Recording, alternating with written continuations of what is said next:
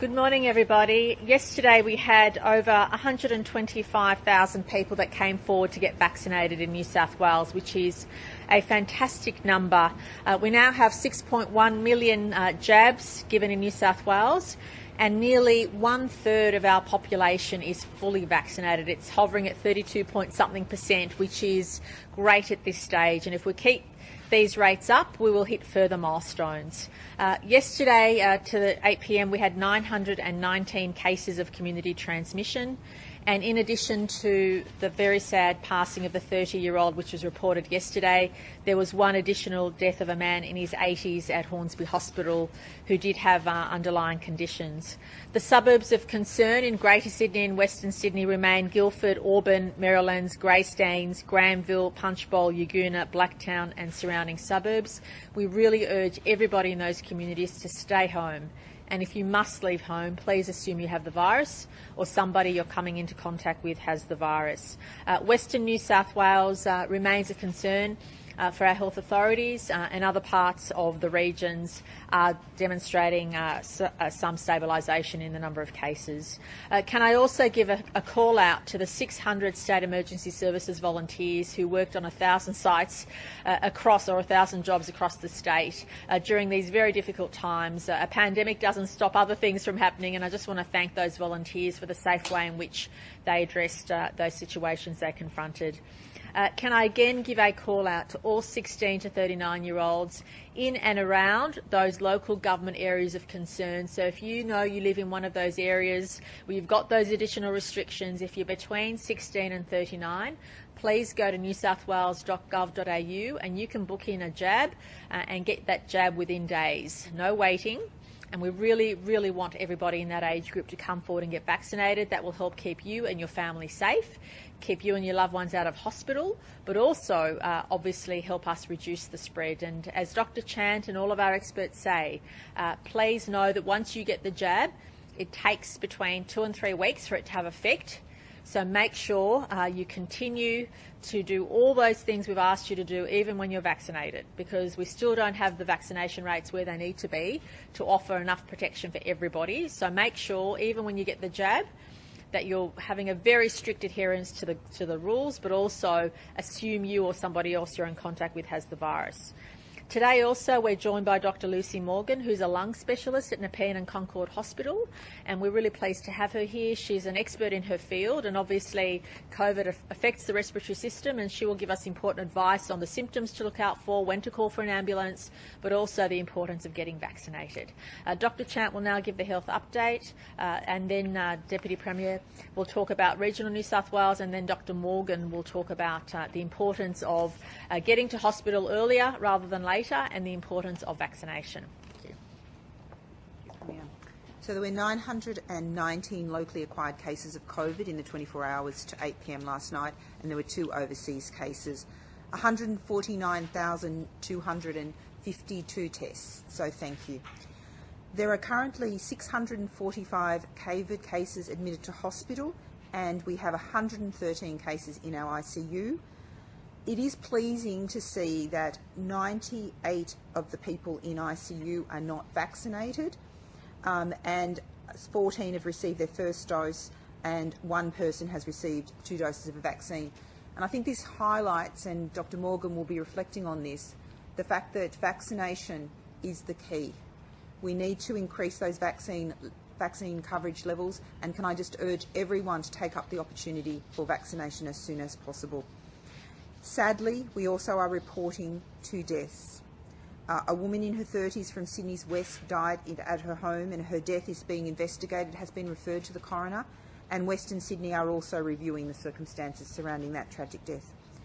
A man in his 80s from Sydney's north died at Hornsby and Kringai Hospital, having acquired his infection at the Greenwood Aged Care Facility in Normanhurst, and his is the 3rd death linked to that outbreak in the aged care facility. He had been vaccinated but had significant underlying health issues. In terms of the sewage surveillance, I want to particularly call out 3 areas where we do not have recognised cases, and we need to have high testing rates in those communities to flush out any unrecognised cases. So those areas are Bateau Bay, Toukley and Merimbula. We're particularly concerned in relation to Merimbula, given its proximity to ACT, but its proximity to Sydney. So please, anyone in those areas, please, if you've got any symptoms, however mild, please come out and get tested. Thank you. Well, good morning. Can I start by passing on my condolences to those families that lost loved ones overnight. You remain in our thoughts and prayers. In regional New South Wales, Western New South Wales Local Health District is still of grave concern. 49 new cases overnight. Dubbo were 35, Burke 7, Orange 5, Narromine 1 and 1 in Walgett. In the far west, we had 7 cases again reporting to 8 p.m. last night. 6 were in Wilcannia and 1 Broken Hill. In the Hunter New England Local Health District, again 4 new cases, 1 in the Newcastle local government area, 1 in the Port Stephens local government area, 1 in the Cessnock local government area and 1 in Lake Macquarie. New cases again in the Illawarra Shoalhaven, 8 new cases reported overnight. 7 were in the Wollongong local government area and 1 in the Shell Harbour local government area. On the Central Coast, only 1 new case reported overnight. I do want to touch on the sewage surveillance, especially in Merimbula, a high level of surveillance there, and we are concerned because of the proximity to Canberra, knowing that many Canberrans had moved down to the south coast. We have no known cases. It's been an area that's been quite clean from COVID for a very, very long time, and we are asking the community to come out and be tested, and tested immediately, even for the mildest of symptoms. And of course, Bateau Bay and Toukley are 2 other areas that we are concerned. On a positive note, again, the challenge to the regions is to get vaccinated. 3 areas or communities and local government areas that are doing exceptionally well. In Kiama, we're now up to 40% double dose, 68% single dose. In Eurobodalla, 39% double dose, 73.7% single dose, and Wingecarribee, 38.7% double dose and 65% single dose. And the biggest mover for me this week is Kyogle, going from 28.8% single dose up to 60.7% single dose. So again, call out to the regions, not only get tested in those areas of concern, but go out and get vaccinated.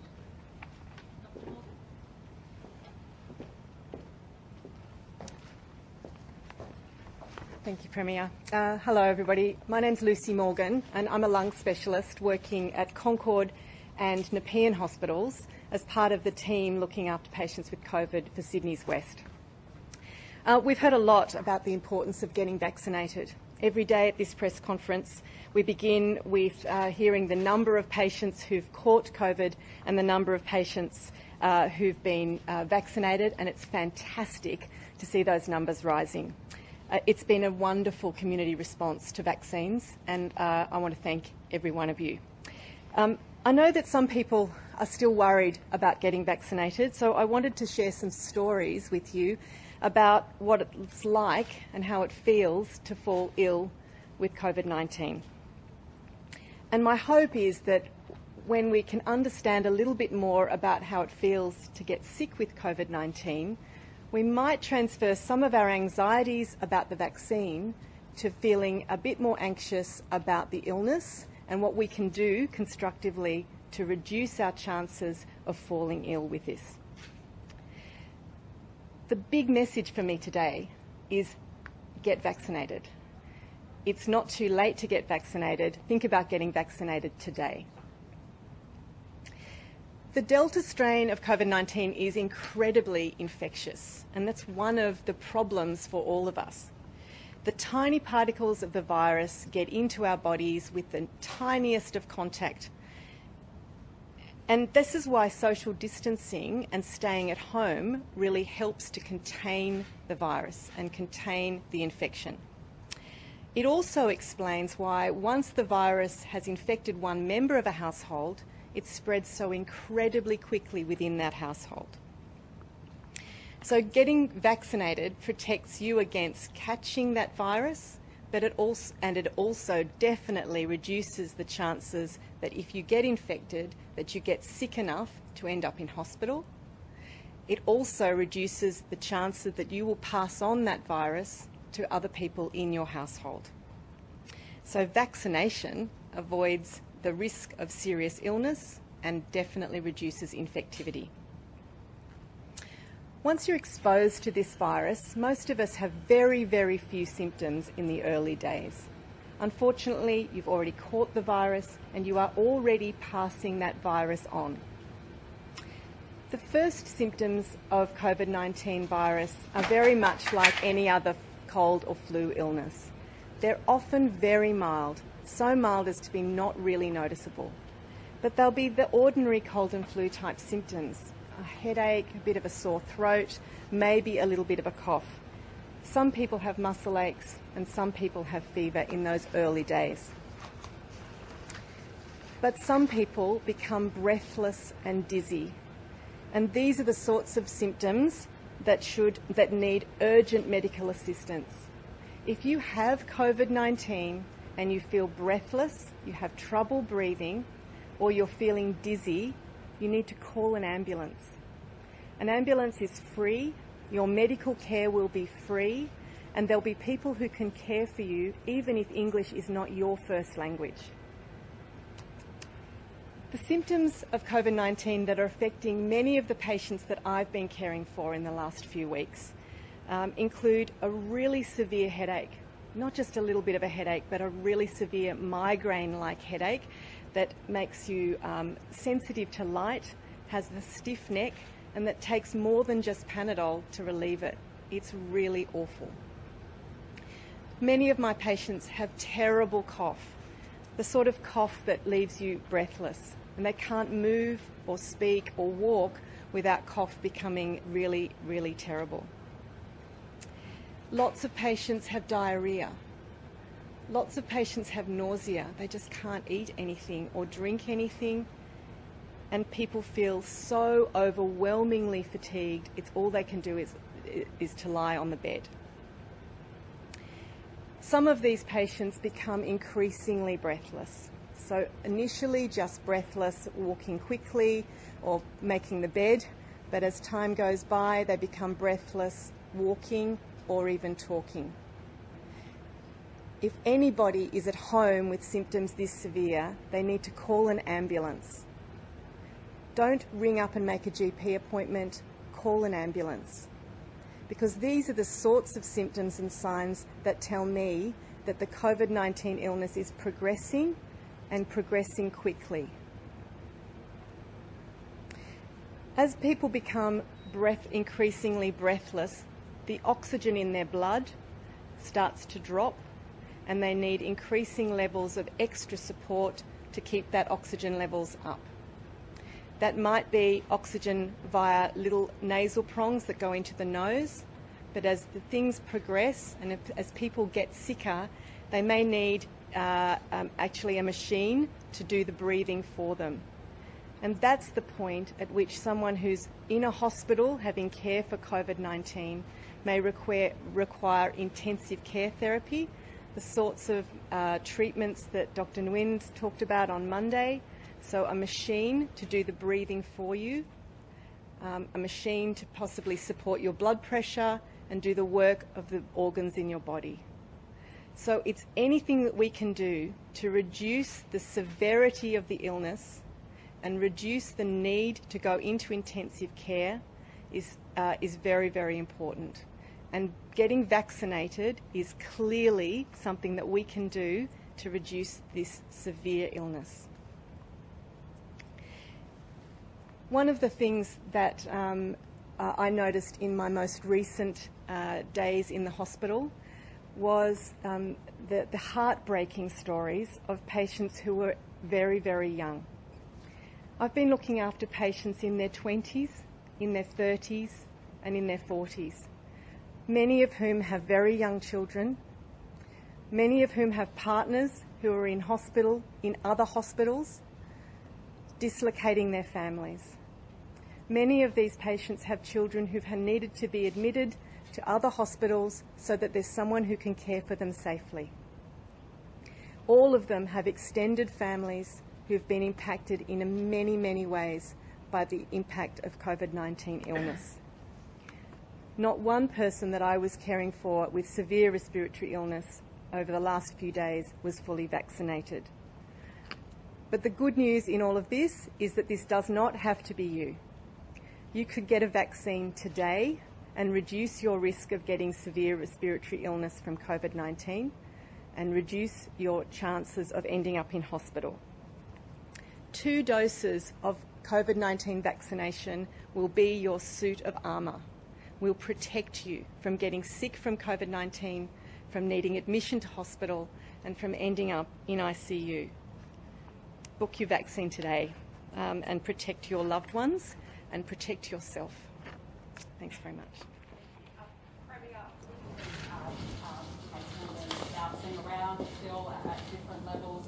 Is New South Wales still on track to have some level of freedom? Oh, absolutely. We've made the point that the most important figure moving forward is the rate of vaccination, and that remains the case.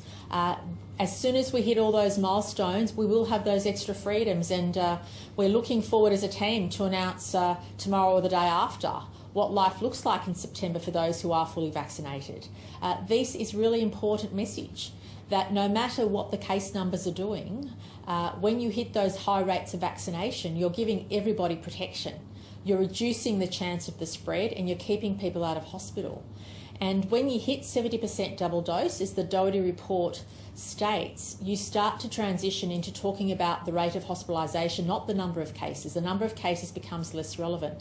Now, I don't want to take away from the situation New South Wales is in, because every day we're working night and day to put downward pressure on those cases. Don't get me wrong. Every day we want to see case numbers go down, not go up.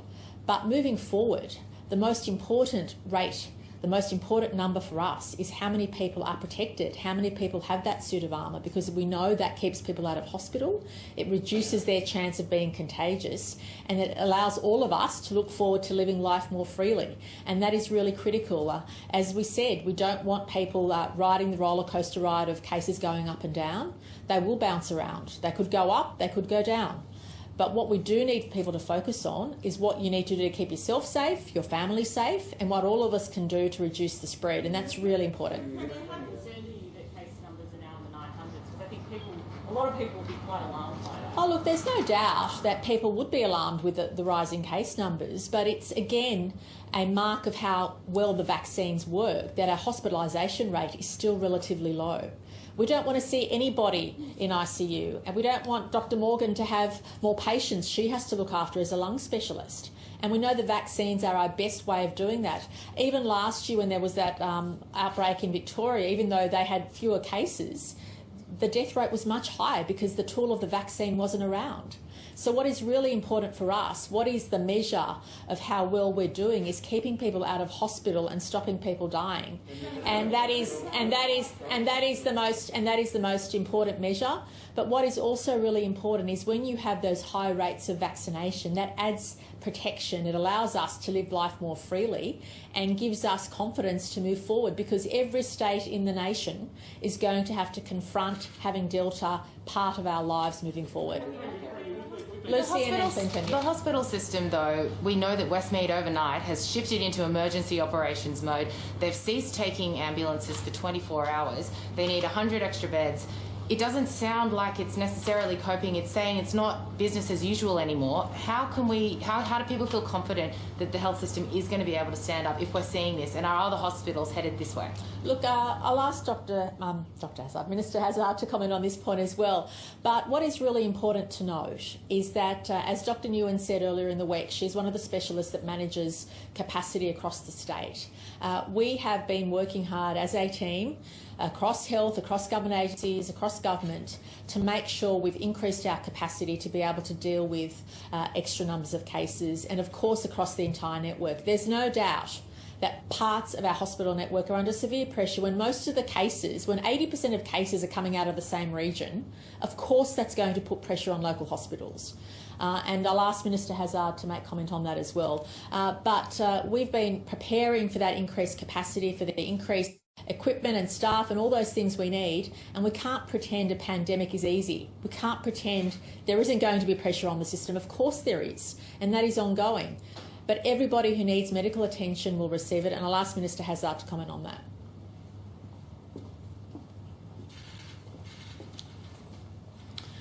Thanks for that question. Look, there's no question that the health system is working under pressure. And I want to start off by just thanking all of the frontline staff, the doctors, the nurses and all of the staff in the hospitals that make the hospitals work, that are keeping us all safe and looking after patients, as you've just heard from Dr Morgan, patients who can be very, very ill with this virus. But I want to assure the community that we have been working, that is the health system, have been working on this since January, February last year, and making sure that we stepped up the number of available ICU beds, staff to work in those ICU or intensive care units, ventilators. But Westmead Hospital is typical of the sorts of pressures that you'd expect when you've got a major quaternary hospital sitting in the middle of the epicentre of the virus outbreak. I think it sits 3 or 4 kilometres from Granville, quite close to Marylands and the other suburbs that we have been calling out in the last few days.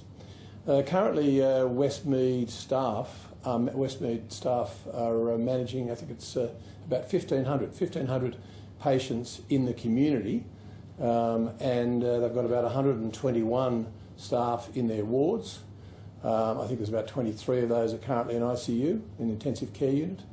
That's certainly a pressured situation for them, but the other aspect is they're also now able to work with the private hospitals.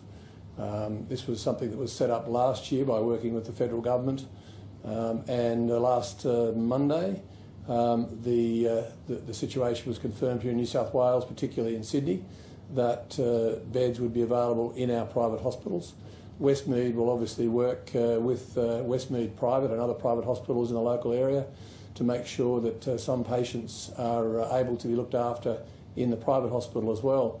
I want to stress, though, that it's not easy. Last week alone, Westmead Hospital had 280 patients who came in by ambulance with COVID.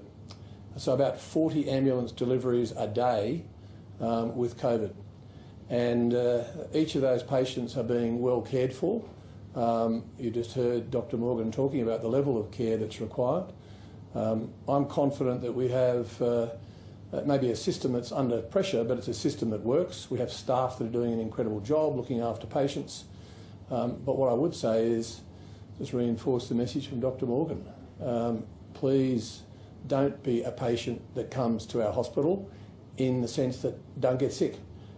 Can you please go and get vaccinated? If you're thinking still about whether or not a vaccination is a good thing, can I tell you that, as Dr Nguyen said a couple of days ago, it's not a great day when you have to meet the intensive care department of a hospital. So please just go and get vaccinated, and that will help take some of the pressure off our hospital system. One at a time, please. I'll go with Anne. Yeah. Can you tell us what the R-effective rate of the virus is at the moment? Yeah. And I've seen some graphs that show that by the time we get to 70%, we could have up to 4,000, 5,000 people in hospital. Can we cope with that? Look, the R-effective rate, according to our own public health advice, is about 1.3 at the present time. But it's variable, and of course, like all algorithms, it varies depending on the inputs. And I know that one of the joys of being the health minister is to have all the experts from all the different institutes all feeding in different data and coming out with what they consider the R effective. But certainly at the moment it's about 1.3, which effectively means that for every 10 people who get the virus, they're going to infect another 13 people. So it will grow. But the one way to stop it growing, and the one way to stop you ending up in our intensive care unit or in our hospitals, is to get the vaccine.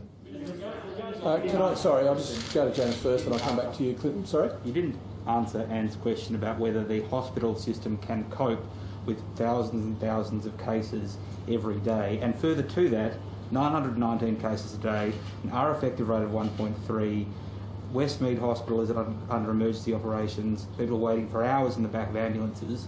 What specifically are you doing to make sure that we can cope when cases continue to climb? Will we look at field hospitals in southwest Sydney? The issue here is that the health system is world class. New South Wales health system is probably the best health system in the world. And all the information that is given to me from the doctors and nurses and our public health staff is that, yes, the system is coping. You've got to understand that the individual hospitals from time to time will be under all sorts of stress, particularly if they're sitting right in the epicentre of the breakout, which is Western Sydney and southwestern Sydney. And it may move to another area, but we're hoping that by people getting vaccinated, we'll actually be able to turn that down. Clinton.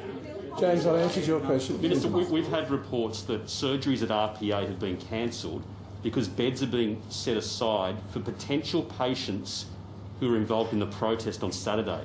Is there any information that that protest yet, even though it was small, is some sort of super spreader event?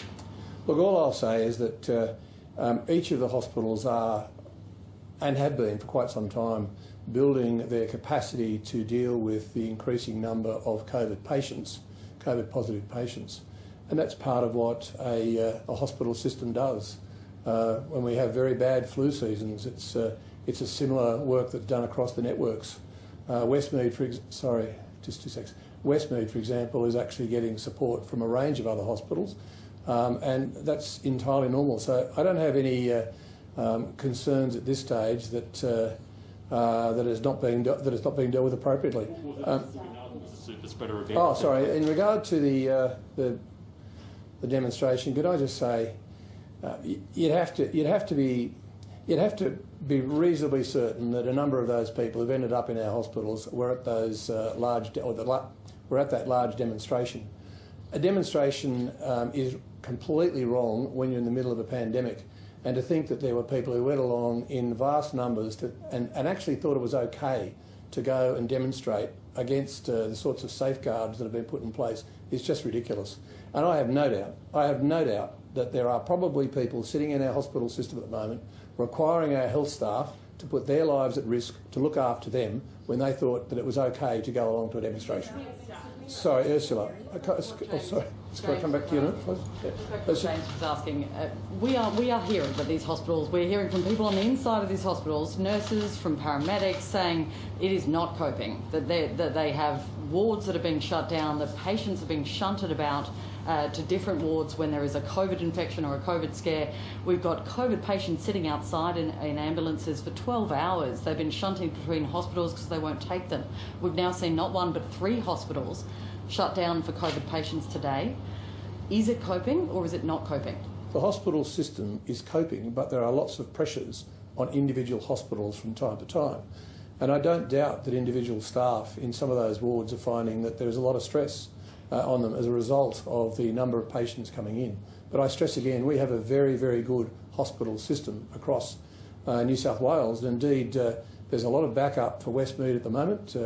The patients, for example, the 1,500 that are being managed in the broader community are actually being assisted by Calvary Health, as you'd expect. There's support coming in from each of the other hospitals. What you've also got to understand, though, is that staff at Westmead, a number of staff have been taken off because of being exposed to the virus. So the health system likes to use the term furloughed, but I think for the rest of us it just means that they have to be taken offline. They're not working. So there are less staff available. There are also less staff available in each of our hospitals because a lot of them have been taken off to work in our mass vaccination hubs. And that's there for the community to go and get vaccinated.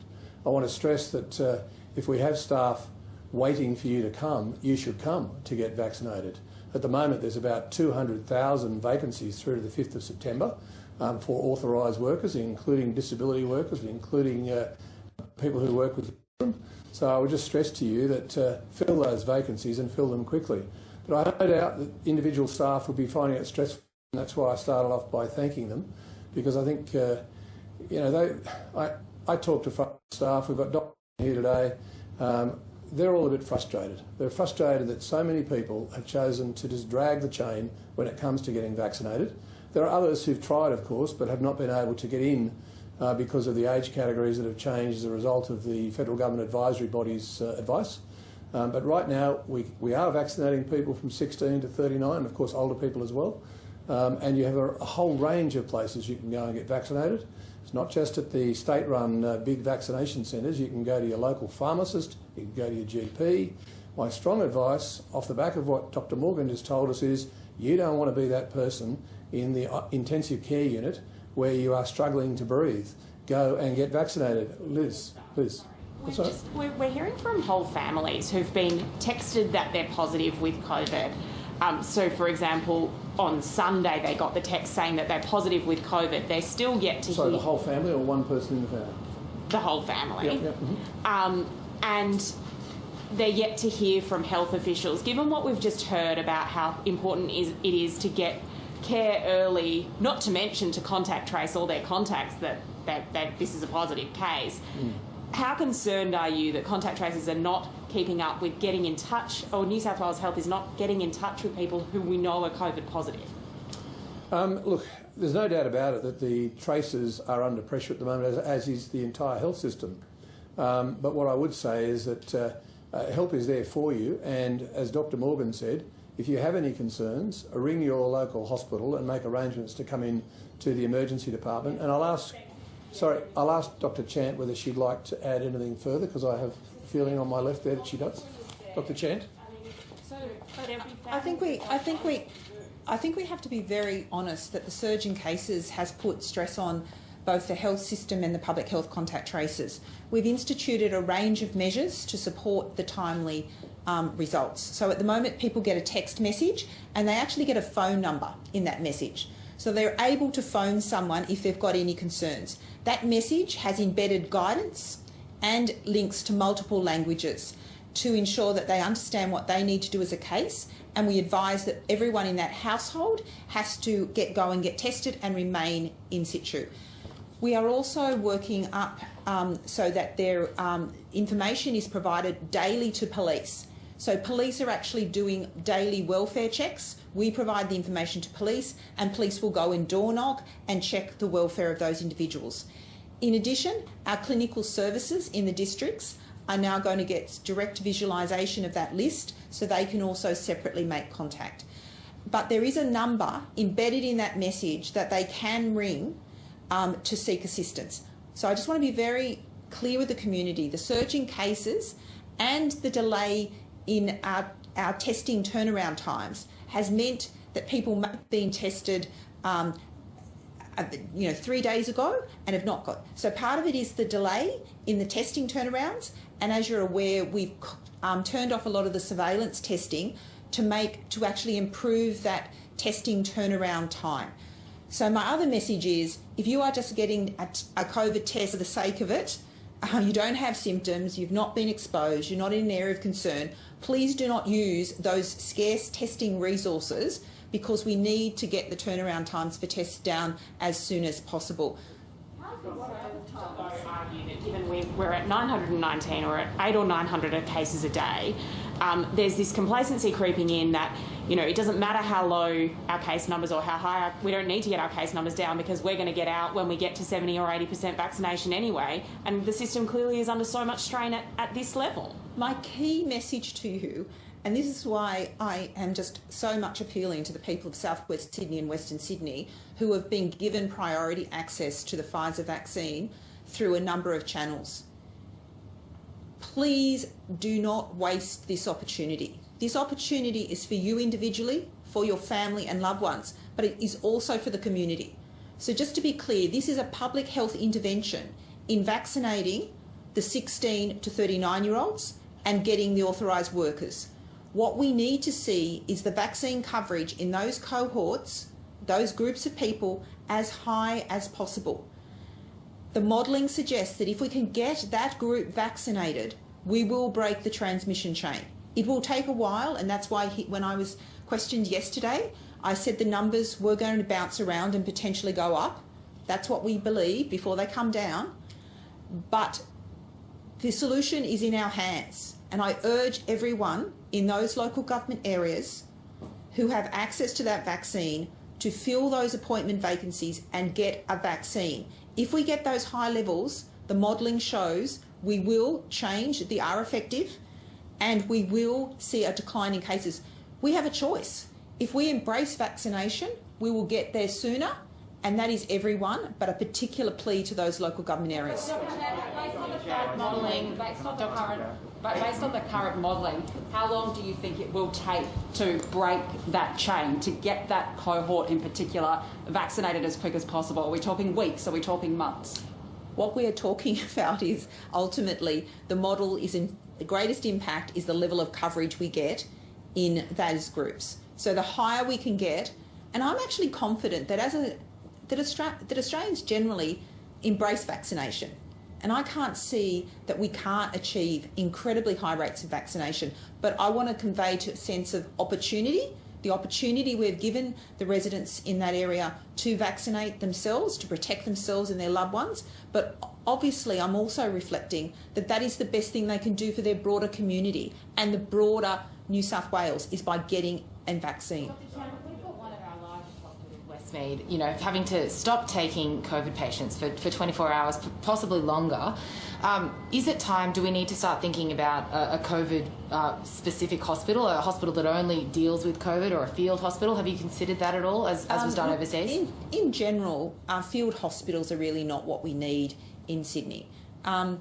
Field hospitals are for particular circumstances where you might be in a rural or remote, there might be a train thing and you might have it as a staging post to stabilise people. That's the concept of a field hospital. For COVID patients, and I would defer to Dr. Morgan, we need oxygen. We need copious oxygen supplies. We need a safe environment. We need social distancing. We need beds. We need ability to feed people, care for them, access to drugs, access to IV therapies, access to ICU. So we do have a number of facilities, and as the Minister indicated, we have got the capacity to work with our private hospitals, of which we have significant bed capacity, and our hospitals will be doing a lot of local planning about which patients are best cared for in which circumstance. So just be assured that a lot of that integrated planning across our health system has occurred in preparation for a variety of different scenarios, and those plans are being implemented.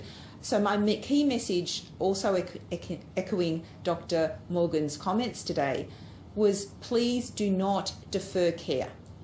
Do not think I won't respond if I've got some chest pain. I'm feeling short of breath. I don't want to burden the health system.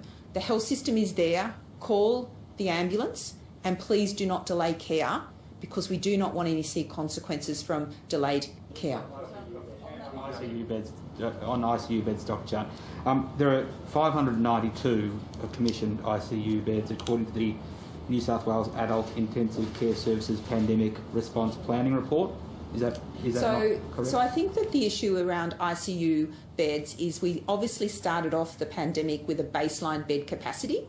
We have the capacity, and I would again defer to Dr. Morgan, but we have the capacity to turn high dependency units into intensive care by upscaling the clinical staff and the supervision. So, and we also have our private hospital capacity and intensive care. So there's been a lot of planning capacity for that. But can I just say, as a public health clinician, prevention is the key. So we also have the tools in our hands for prevention, and I would be much prefer focusing on what we can do, and that is about getting vaccine coverage up. And as Dr. Morgan said, your chance, and I've been saying every day, your chances of needing hospital care, your chances of needing ICU are reduced even with one dose. We are saying that 2 doses does fortify that armour. It's not always, no vaccine is going to be entirely perfect, but that's a pretty good fortification, and these are good vaccines. If I could ask, on vaccines, the federal advice, it seems, is imminent on the 12 to 15 age group. Can you give us an idea of how imminently or how quickly we can get those vaccines to that group? Do we have enough supply to do that? The vaccines that would be used in the 12 to 15 would be obviously Pfizer vaccine, in terms of that's been registered for that use for children 12 to 15 with underlying health conditions and Aboriginal children currently. So in terms of if there was an announcement about the 12 to 15s, it would be Pfizer. At the moment, we still have constrained supply. And so again, if that booking system was opened, children 12 to 15 would have access. through the usual way, but we are still in a supply-constrained environment. Are you able to give us an idea from a timetabling perspective, though? It will be as soon as... Given primary schools... I suspect it will be when the Commonwealth receives that advice from ATAGI. They will act on it promptly. The young lady who died in Western Sydney, did she deteriorate quite quickly? Were health staff in contact with her? I understand the whole family's infected. What's happened?